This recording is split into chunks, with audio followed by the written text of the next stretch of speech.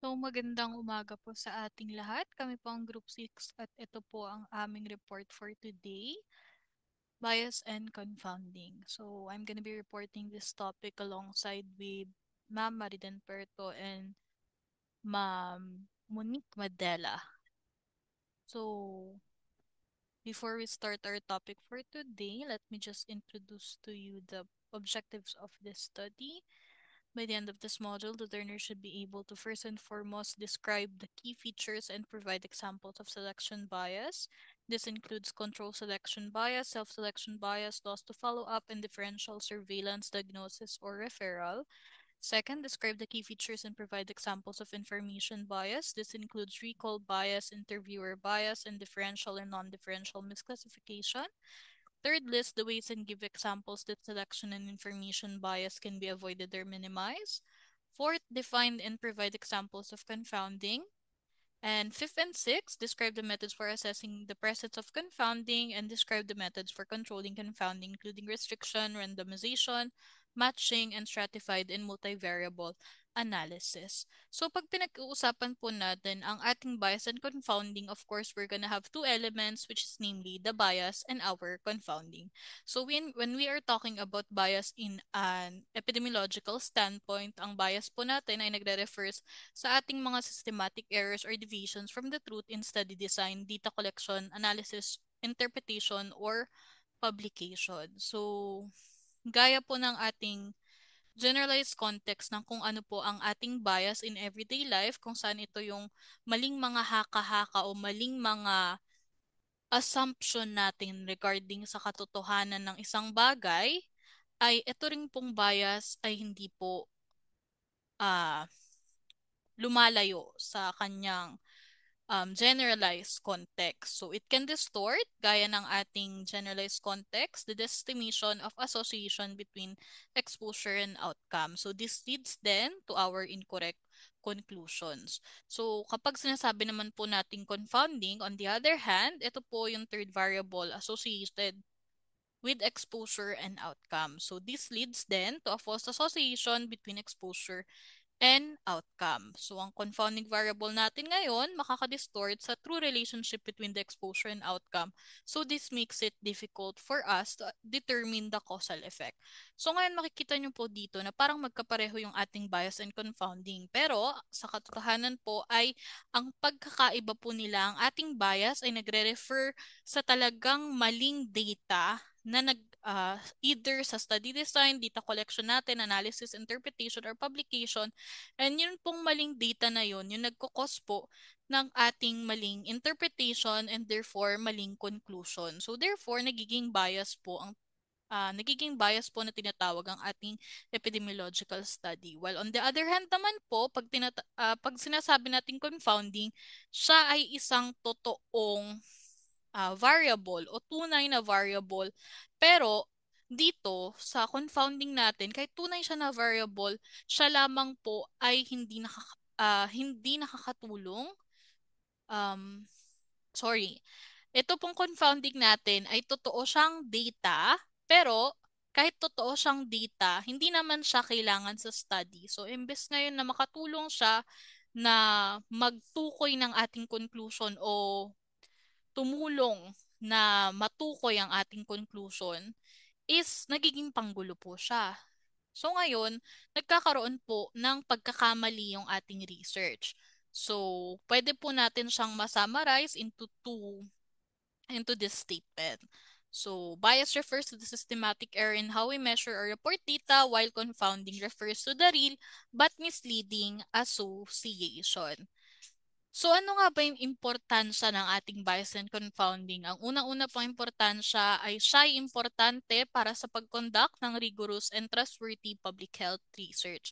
Pangalawa naman po ay ito ay importante para makapag-produce ang ating mga public health researcher ng high-quality research na nag-i-inform ng evidence-based policies and interventions na sa kalaunan ay nakakapag-improve ng ating population health outcomes.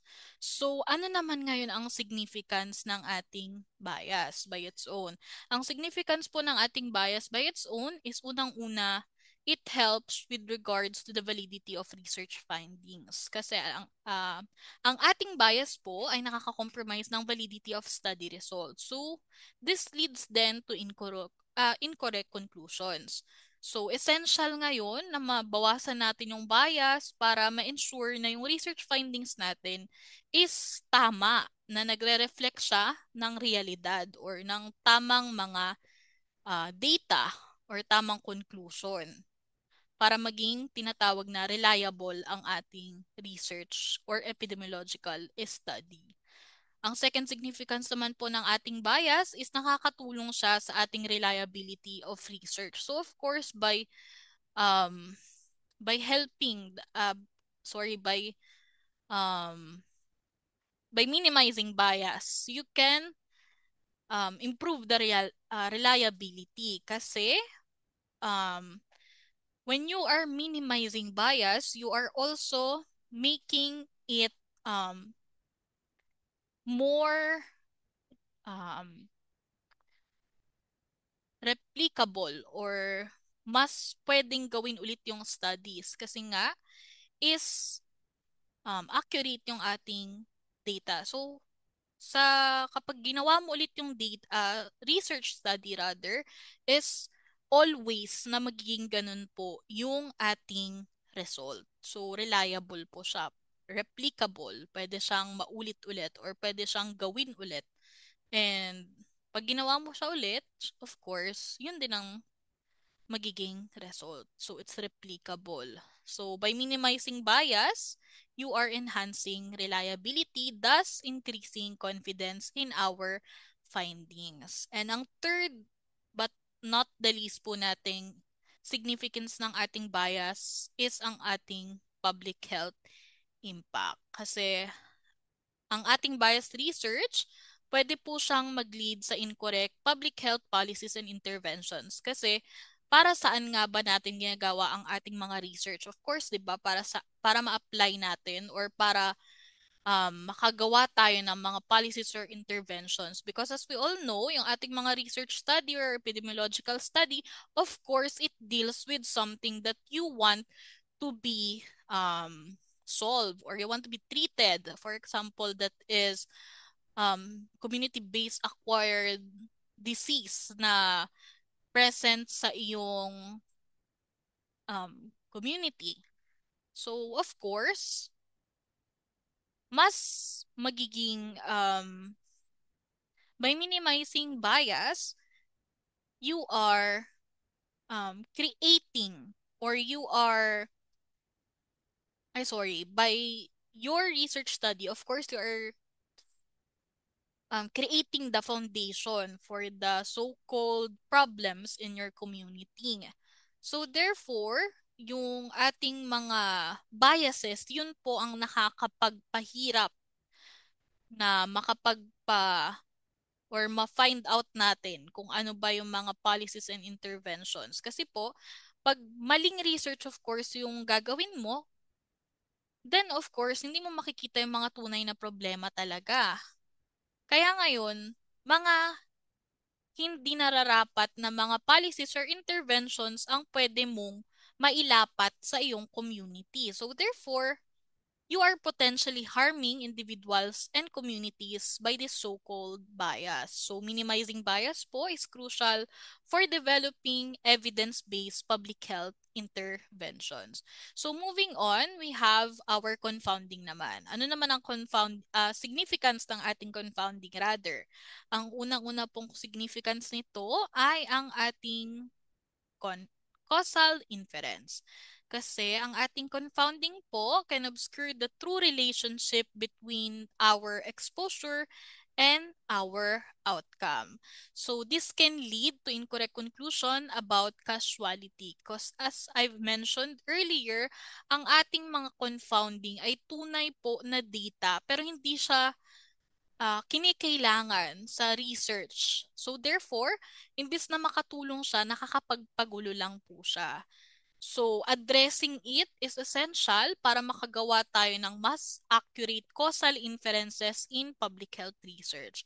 Ang second naman po na significance ng ating confounding ay katulad po ng ating bias nakakatulong po siya sa validity ng ating research findings. Kasi po ang failure pag-account ng ating confounding ay pwede rin pong mag-lead sa ating bias estimates of association. So kung bias po of course yung estimates of association mo, mako-compromise yung validity ng research finding mo. So properly controlling confounding variable enhances now our validity of study results. Kasi of course, pag mas konti ang data na nakakalito, mas madali mong mapipinpoint kung ano yung problema or ano yung certain data na kailangan mo para ma-solve po yung iyong problema na tinatalakay sa iyong mga epidemiological study. So, ang third significance naman po ng ating confounding ay ang ating policy implication. So, ang confounding research findings kasi natin, pwede siyang mag-result sa misguided public health policies and interventions.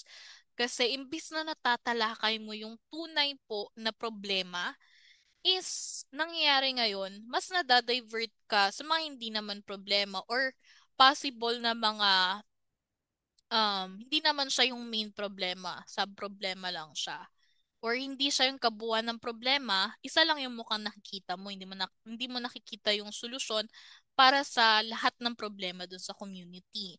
So, properly addressing po yung ating mga confounded variables na ay nag-e-ensure ngayon na yung policy decisions natin are based on accurate and reliable evidence. Kasi gumagawa ka nga po ng research study or epidemiological study mo para magkaroon ng ebidensya na kailangan talaga tong intervention na to or kailangan talaga tong policy na to sa ating community. So therefore, kapag mali po yung research study natin, of course, mga mali rin po yung mga ma-apply na mga policies and interventions. So let's move on.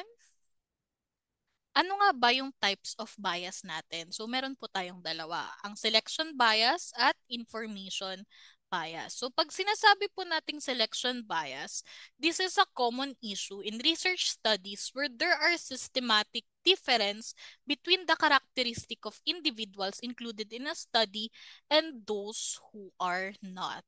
So, this can then distort the estimates of association between exposure and outcome, undermining the validity and reliability of research finding. So ano nga po ba yung tinatawag natin na selection bias? Yung tinatawag po nating selection bias, ito yung mga bias natin na nangyayari based on the sample population na pili natin. So, meron tayong 5 selection bias kung saan yung unang-una is yung control selection bias. So, pag sinasabi nating control selection bias po, ito po yung type ng bias kung saan yung particular sakit na gusto mong kunin ay wala po sa iyong um, control population or sa iyong napiling mga volunteers ng iyong mga studies.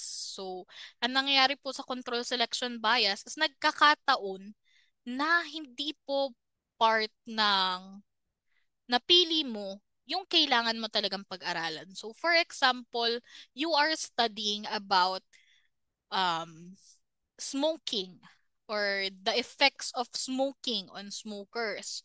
So, possible po na kapag merong control selection bias, is yung population na pagtatanungan mo is makakakuha ka ng mga hindi smoker. So, therefore, kung hindi sila smoker, hindi po magiging, hindi po magiging possible yung research mo or magkakaroon siya ng bias.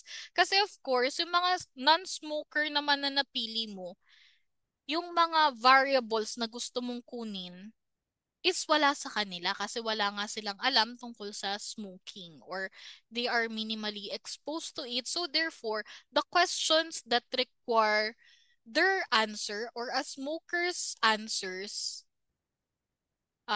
won't be possible na makuha mo sa kanila. So, kapag ganun po, let's move on. Meron din naman po tayong tinatawag na self-selection bias. So, pag sinasabi nating self-selection bias, ito po yung mga type ng bias na nangyayari because of at ang ating mga um, certain bias sa sarili. So, for example, you are conducting a simple research study about lifestyle factors and health outcomes. So, of course, you are investigating lifestyle factors and health outcomes nga. So, kailangan mo ngayon ng mga volunteers na i-ask regarding their lifestyle factors and health outcomes. So, possible ngayon na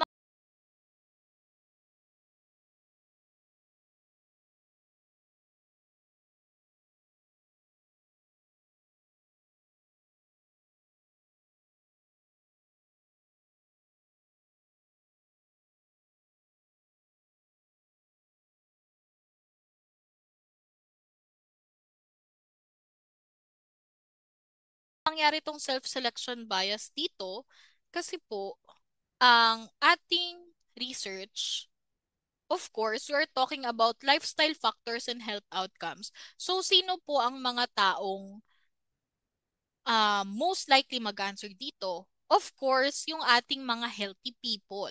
Kasi po, aware sila sa sarili nila na they are engaging in healthy lifestyle factors and they are doing things that would lead to positive health outcomes. So they are confident to answer these surveys. And yun mga people naman po na alam nila sa sarili nila na hindi po sila engage in healthy lifestyle factors and they are engaging in negative health outcomes, of course, mas malilingat po sila or mas iiwas po sila sa ating study. So kapag ganun po ang nangyayari, doon na po nangyayari ang tinatawag nating self-selection bias. So ang general definition po nito ay this arises when individuals choose whether to participate in a study potentially leading to a non-representative sample. So by this bias, hindi mo po talaga nakukuha yung general na answer po ng ating population. Kasi of course, ang makukuha mo lang answer, yun ngang mga healthy people natin na confident mag-answer dito. So this leads then to our tinatawag na non-representative sample. So moving forwards, we also have our loss to follow up.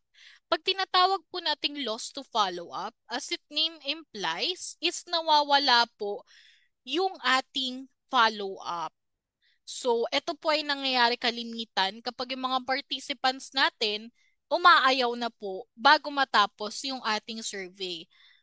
So, possible causes, masyadong mahaba yung ating survey form. So, sasabihin nung ating volunteer, ay, ayaw ko na tong sagutan, aalis na ako, may kailangan pa akong gawin. So, ang mangyayari, kapag hindi nila natapos po yung ating survey, that is already considered an incomplete data. And therefore, if it's an incomplete data, then it leads then to our potential bias. Kasi hindi mo nga po nakuha yung totality ng ating survey or ang ating answer sa survey. So therefore, may mga parts na makukulangan po talaga. So this leads then sa tinatawag nating loss to follow-up bias. So, meron rin naman po tayong tinatawag na differential surveillance, diagnosis or referral bias kung saan nangyayari ito kapag merong disparities in the detection, diagnosis or referral of cases between exposed and unexposed group. So, last but not the least, meron rin naman po tayong tinatawag na bias na healthy worker effect. So, ano nga ba yung healthy work? So, ano ba yung tinatawag natin na healthy worker effect? Ang healthy worker effect po natin ay type siya ng bias na nag-o-occur when comparing the mortality rates of occupational group with the general population. So, mahirap actually makita tong bias na to kasi karaniwan, yung mga workers po natin na gustong i-target na may sakit ay wala na po sa ating workforce. So, nangyayari ngayon, yung mga healthy lang na workers ang kalimitang naaabutan natin sa ating workplace. So it's caused by the fact that healthier people nga naman are more likely to be employed and remain employed, while those that are chronically ill or disabled are less likely to be employed. So I actually encountered this while I was working in the hospital. So there was once this electrician, kuya, that was employed sa aming hospital. And back then, he was still healthy even though he was a diabetic. But what happened after 2 or 3 months is hindi ko na po nakita si kuya. Bakit? Kasi kuya was sick with diabetes and he had undergone an amputation. So, pagtapos po ng amputation niya is nag-quit na si kuya. Kasi of course, ang electrician natin, tataas-taas yan, mga ladder. So, nung na-amputate po yung leg ni kuya, is hindi na po siya pumasok. Nag-resign po siya. Kasi feeling ko, siguro feeling niya hindi na siya magiging effective sa work. So, therefore, you can see there, the healthy worker is in effect na po. Kasi nung nagkasakit si kuya, na-amputate siya, hindi na siya pumasok ng work niya. So, ang ating healthy worker effect po is super important sa ating epidemiological study. Bakit? Kasi po, itong ating healthy worker effect, it can make occupational hazards difficult to detect because it introduces a constant bias wherein the constant bias is the constant truth that healthier people are more likely to be employed and remain employed while those that are chronically ill or disabled are less likely to be employed. So, it can mask the hazardous effect of occupational exposure. So, ang ating healthy worker effect, actually po, since 1885, meron na po yan sa bokabularyo natin. But it's only been studied systematically in the last 40 years. So, it's not uniform across age groups, gender, race, or occupations. And it's not constant over time. So, it's very complicated to assess and account for in statistical analysis. So, it can only be addressed by conditioning on employment. Pero, it can also be damaged by information bias such as differences in how diseases are diagnosed or how health outcomes are recorded. So it's a special type of selection bias typically seen in observational studies of occupational exposures with improper choice of comparison group, which is usually our general population. So, paano nga ba natin maiiwasan itong mga selection bias natin na tinatawag? So, meron po tayong apat na methods. Kung saan, yung unang-una syempre ay yung ating random sampling. So, yung random sampling natin, nag-involve siya ng pagpili ng mga study participants from the target population using random methods. So, nasisigurado po nito na yung bawat individual natin nakasama sa ating research or epidemiological study ay may equal chance sila na makasama po sila sa ating epidemiological study. So, meron pa po akong isang example dito kung hindi nyo po naiintindihan yung aking explanation. So, pwede nyo po siyang basahin. So, meron rin naman tayong tinatawag na blinding. Kung saan, yung ating mga certain information ay hindi mo na pinapaalam sa ating study participants, research or data analysis para wala po silang certain assumption tungkol dito. So, kung mapapanood nyo po yung ating mga patalastas tungkol sa mga joy or kaya sa ating mga dishwashing liquid, ating mga detergent, mapapansin nyo may mga patalastas tayo na naka-blindfold si participant or naka-blindfold si volunteer.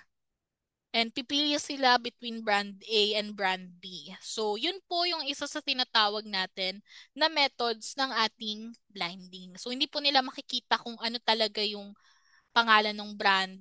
Doon lang po sa end ng patalastas nila makikita. So, yun yung tinatawag natin na example ng ating blinding na nag-minimize ng ating bias sa ating research study or kaya ating epidemiological study. So, who knows na pwede mo rin palang gawin yon sa ating epidemiological study. So, meron rin naman po tayong tinatawag na matching. Kung saan po dito sa matching naman, ang ginagawa natin is yung mga participants natin. For example, bulag sila. Ima-match mo sila sa variables ng mga blind, syempre. Yung mga nagko-coincide sa ating mga variables for the blind. So, for example, you have a research. Mga gusto mong makita kung sino yung mga taong ay kung ano yung mga variables na nagkukos ng heart disease.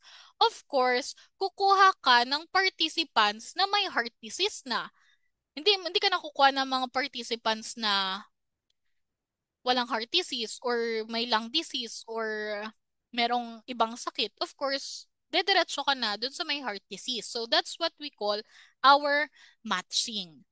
So, pwede rin na you are conducting a study. Tapos, ang iyong target na population is teens. Of course, you're going to get it from the 13 to 19 age bracket. Hindi ka na po kukuha sa 20 to 25 or 1 to 12 kasi nga po, teen ang kinukuha mo. So, that's what we call our matching.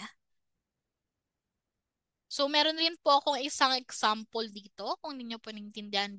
So, ang other methods po natin includes using the same criteria for selecting cases and controls, pag-obtain ng madaming participation rate, kasi sa ating madaming participation rate, of course, the more the data, the more the manipulation you can do, and using a variety of methods to successfully trace study subjects and taking diagnostic and referral practices into account when designing a study. So aside from our selection bias, we also have our information bias. But with regards this topic, I won't be reporting this anymore. So I leave the reporting na lang to Miss Monique Madela. So this has been my report. Thank you so much for listening.